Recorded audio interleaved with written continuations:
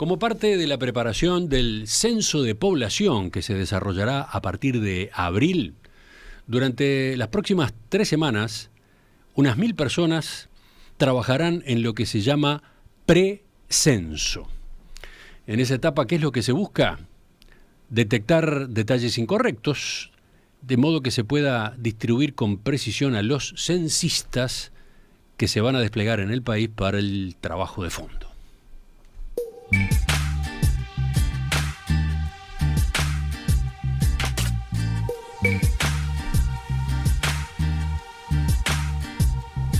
¿Lo tienen en la agenda? ¿Recuerdan que este año es año de censo? ¿O se habían olvidado? El censo de hogares, población y vivienda. Se viene todo un acontecimiento. Tan grande es que para los países se entiende que un censo es la mayor operación logística en periodos de paz. La expresión fue utilizada ayer por el director técnico del Instituto Nacional de Estadística, Diego Abual, en la presentación que se hizo en Torre Ejecutiva de estos primeros pasos que ya empiezan a darse en estas horas. ¿Qué es el censo? ¿Qué es el precenso? ¿Qué tienen que tener previsto los habitantes del país de ahora en adelante y sobre todo pensando en abril? Vamos a conversar con él a partir de este momento. Abual, buen día, gracias por acompañarnos. Buenos días, Emiliano, muchas gracias por la invitación y un saludo a la audiencia. Ubiquemos en primer lugar lo elemental, ¿qué es un censo? Bueno, el censo lo que busca es relevar información sobre las personas, las viviendas y los hogares que conforman las personas. Por tanto, básicamente el censo lo que hace es aplicar un cuestionario con preguntas que abordan aspectos de las personas como la edad, el sexo, la educación, la ocupación, elementos vinculados a la discapacidad, a la inmigración, por ejemplo, y luego elementos que tienen que ver con las viviendas, características de las viviendas, digamos, qué comodidades tienen, qué tipo de techos tienen, qué tipo de paredes tienen, qué tipo de pisos tienen, si tienen conexión a saneamiento o no, equipamiento del hogar, si tenemos televisores, qué otro tipo de electrodoméstico tenemos, qué vehículos tenemos. Por tanto, lo que hace es arrojar una imagen muy nítida y además muy nítida a nivel geográfico muy pequeño, por ejemplo una manzana, sobre, bueno, quiénes somos, quiénes vivimos allí, y también bajo qué condiciones vivimos, ¿no? Con qué nivel de confort, y esto es una información que luego es muy potente. ¿Para qué? Ahí está, ¿para qué se utiliza la información que surge del censo? Es una información muy potente para políticas públicas que busquen, digamos, tener un foco en el territorio, ¿no? Es decir, el Instituto Nacional de Estadística realiza encuestas a nivel nacional todos los meses, por ejemplo, a través de la encuesta continua de hogares. Nosotros recorremos todos los departamentos todos los meses, pero este no es un instrumento que permita una imagen nítida a nivel pequeño. Es decir, una vez que uno le da zoom a una encuesta, digamos, uno ve que está muy pixelada, ¿no? Uno pierde la nitidez. Los censos no, uno le puede dar todo el zoom que uno quiera y aguanta. Está buena la imagen. A ver, para traducirlo de otra forma, estamos acostumbrados a las encuestas, el INE hace encuestas permanentemente, pero esto que viene ahora, esto que se hará a partir de abril, es la encuesta perfecta, digamos, ¿no? Es la encuesta que va al 100%, a todos los habitantes del país directamente, ¿no? Bueno, hay un elemento que yo siempre trato de resaltar, que bueno, obviamente el objetivo es llegar al 100%, pero ningún censo llega al 100%. Ah, bueno. Este es un elemento que me parece muy importante, porque, digamos, un censo con un 95% de cobertura, digamos, ya es un censo exitoso. Entonces, siempre existe un pequeño porcentaje de la población que no es censado por diversos motivos. Ujú. Pero bueno, pero sí, digamos, es casi que una encuesta perfecta, es decir, llegamos a un porcentaje altísimo y por tanto permite inferir con mucha precisión a niveles, como decía hoy, geográficos muy pequeños, como lo es el nivel de una manzana en una ciudad o en un barrio como puede ser Pocitos, por ejemplo, ¿no? Me impresionó esa frase, ¿no? Para los países, los censos constituyen la mayor operación logística en tiempos de paz. Bueno, sí, hay que recordar la dimensión de esto, ¿no? Como tú bien señalabas en la introducción, y creo que ilustra bastante bien el trabajo que tenemos por delante, nosotros en este momento estamos haciendo esto que se llama un precenso, y en esta fase estamos llegando a más de 650 localidades en todo el país, a más de 70.000 zonas, que las zonas, digamos, en una ciudad con densidad de población importante, es básicamente una manzana, y bueno, aproximadamente, esta es una estimación, es parte de lo que queremos verificar en el terreno, pero aproximadamente a 1.400.000 direcciones. Ujú. Y esto implica, por supuesto, llevar insumos para los censistas en todos los rincones del país, tablets, bueno, la vestimenta, organizar, digamos, desplazamientos, transporte. Es decir, es realmente una operación muy grande y que además se realiza en periodos cortos y sobre la cual además no hay demasiada experiencia previa útil porque se hace cada 10 años, ¿no? Bueno, ahí está. Otra puntualización importante. Es un gran acontecimiento, da mucho trabajo, la organización es compleja, no se hace con frecuencia. Usted decía cada 10 años, aproximadamente ese es el periodo. Sí, ese es el periodo que usualmente los países realizan censos. ¿En Uruguay cuál fue el último? En Uruguay el último fue en el año 2011, o sea que estamos básicamente a 11 años de esa instancia, Mm.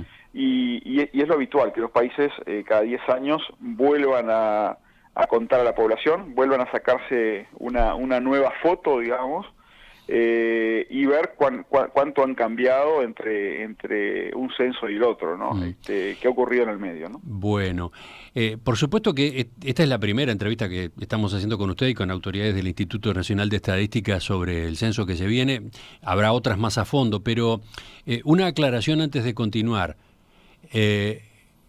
Los más veteranos de nuestros oyentes estarán acostumbrados o recordarán las jornadas de censo, no sé, de antes, en las que el censo se hacía un día, ¿verdad? Claro. Y la gente tenía que quedarse en sus casas, no se podía mover, se paralizaba el país para que los censistas recorrieran casa por casa, ¿no? Esta vez el sistema va a ser diferente, ¿no? Claro, claro. Sí, el último censo en un día en Uruguay fue en el año 96 y eran efectivamente así. Digamos, había una especie los censos se hacían los días miércoles, era un feriado, y había una especie, digamos, de toque de queda, por decirlo de alguna forma, ¿no? Digamos, usualmente los países en esos días prohíben la circulación. Yo estuve en Paraguay hace poco y tuve un censo todavía de ese estilo, donde estaba prohibida la circulación de personas. Pero esto ha ido cambiando con el tiempo. Los países digamos, es muy raro que ocurran los censos en un día, y esto tiene que ver con que si uno quiere usar, por ejemplo, dispositivos electrónicos para realizar el censo, e incluso si quiere hacerlo mejor bajo algunas circunstancias, porque cuando uno hace en un día, uno tiene que entrenar a veces cientos de miles de personas para que recorran todo el país en un único día. Esto implica poco entrenamiento, implica, bueno, problemas logísticos obviamente redoblados, y por tanto los países han ido dejando de hacer este tipo de censos. Y usualmente los censos ahora, en toda América Latina, se realizan en varias semanas. En nuestro caso, el censo va a tener una característica adicional, que es la posibilidad del autocenso o el censo digital. Las personas van a poder, durante una ventana de tiempo, al comienzo del censo en abril, de autocensarse a través de cualquier dispositivo electrónico. Seguramente la mayoría lo hará en un celular. En Argentina esto se hizo también y alrededor del 50% de la población allí respondió por esa vía, por la vía digital, y dentro de ese 50% alrededor de 2/3 lo hizo con un celular. Así que seguramente en Uruguay también el celular será el dispositivo que utilizará la gente. Y luego cerrada esta ventana de oportunidad, ahí sí, saldrán en el orden de los 6.000 a 7.000 censistas a recorrer absolutamente todas las viviendas. En caso de que la persona haya sido autocensada, simplemente pedirá un código de que completó el cuestionario, y si no, allí le aplicará un cuestionario, los censistas con una tablet. Pero el censista cuando llega a la casa no verifica, no hace un chequeo de que la información que puso la persona en el autocenso es correcta. No, a ver, de se hecho, confía en la información. Bueno, de hecho tampoco lo hace cuando hace la entrevista de forma presencial. O sea, el censista tiene que recoger la declaración de las personas y no tiene un poder fiscalizador, digamos, sí. Forma, el censista no es un inspector, dice usted. No. El censista recoge información, incluso en el método viejo, el de la entrevista personal cara a cara, no se está haciendo el chequeo, la comprobación de que las respuestas son correctas, efectivamente. No debe hacerlo, y así se hacen los censos tradicionalmente. Por supuesto, puede existir algún caso en que la información no sea veraz. Eso ocurre, digamos, en cualquiera de los relevamientos que se hacen, pero usualmente no se espera un sesgo por ese elemento. La gente en general declara, de forma bastante aproximada a las preguntas que uno hace. Y hay que recordar que también esto es bastante aproximado. Es decir, por ejemplo, uno indaga a un informante y pide información de todos los miembros del hogar. Entonces, si uno pregunta, por ejemplo, por el nivel educativo, muchas veces uno no sabe con exactitud el nivel educativo, no sé, de la abuela, ¿no? Y de hecho muchas veces el autocenso puede generar información más fidedigna que la declaración, porque uno puede cerrar el cuestionario y volver a abrirlo, y cuando llegó la abuela a la casa preguntarle cuántos años de educación tiene. Es claro, ese ejemplo es claro, sí. Exacto. Sí. Bueno, dentro de unos días charlaremos sobre lo que viene en abril, sobre el censo en sí mismo, ese que empieza en abril. Pero ahora le pregunto, para terminar, sobre lo que ahora está poniéndose en marcha, el precenso. Ya dijimos algo en la introducción, usted después agregó algo más. En definitiva, ¿qué es lo que se hace en estas 3 semanas? Bueno, lo que estamos haciendo ahora es verificación de los mapas y de la cartografía que fue realizada en el INE a partir de imágenes satelitales. O sea, lo que hacen los precensistas o los censistas que salen en esta etapa de febrero, que aprovecho a decir que ya están en este momento en la calle, son más de 1.000 personas recorriendo el país, en zonas urbanas, lo que hacen es verificar que esos mapas que fueron elaborados en la oficina sean correctos. Por ejemplo, que donde aparece una calle, cuando recorren una manzana determinada, que nosotros le llamamos una zona, realmente la calle esté allí. O si se encuentran que hay un pasaje a mitad de manzana y que no estaba registrado en el trabajo que se hizo de forma centralizada. Entonces hay toda una verificación de la cartografía y de los mapas, y luego hay una verificación de la base de datos de domicilios que tenemos para saber si realmente en una manzana determinada existen, no sé, los 50 domicilios que nosotros tenemos del trabajo en escritorio, o existen 60 en vez de 50. Y este es un trabajo que, bueno, en sí mismo arroja una información, obviamente, que es muy importante y ya en sí mismo es muy útil, pero permite luego diseñar el trabajo de campo del censo de una forma más precisa. Es decir, uno puede asignar una carga de trabajo a los censistas de una forma bastante precisa, porque uno sabe cuántas viviendas existen en una manzana determinada, pero además esos censistas se pueden orientar mejor en el terreno porque los mapas y la cartografía está corregida a través de una inspección visual. Así que básicamente ese es el trabajo que están haciendo hoy. Los censistas es un trabajo básicamente externo a las viviendas. Bueno, esa aclaración es importante porque tiene que ver con la pregunta siguiente que yo iba a hacerle. Desde el punto de vista de la población, ¿qué importa? ¿Qué tiene que hacer o no hacer la gente? ¿Tiene que colaborar de alguna manera? ¿Le van a golpear la puerta?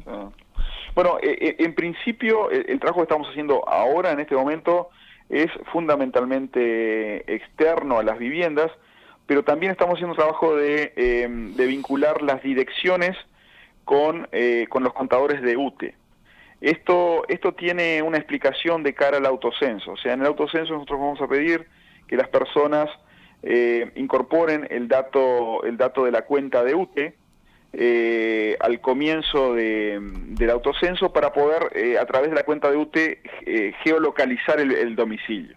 Porque es muy importante cuando uno responde vía web, que puede eventualmente responderlo desde la oficina, poder saber que estamos respondiendo con respecto a un domicilio determinado, ¿se entiende? Entonces es para localizar el formulario en un lugar geográfico.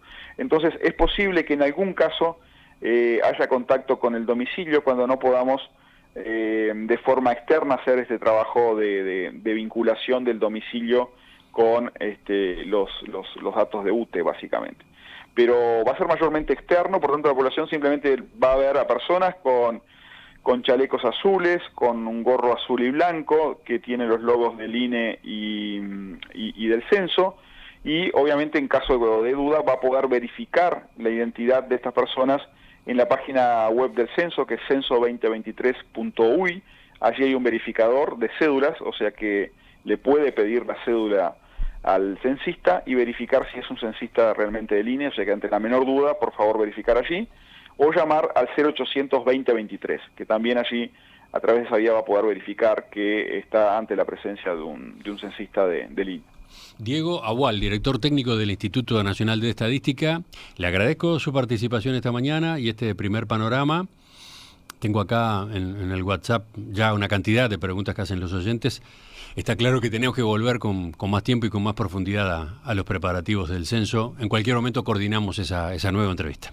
Con mucho gusto, Emiliano. Un saludo y estamos a las órdenes. Hasta pronto. Hasta luego, chao.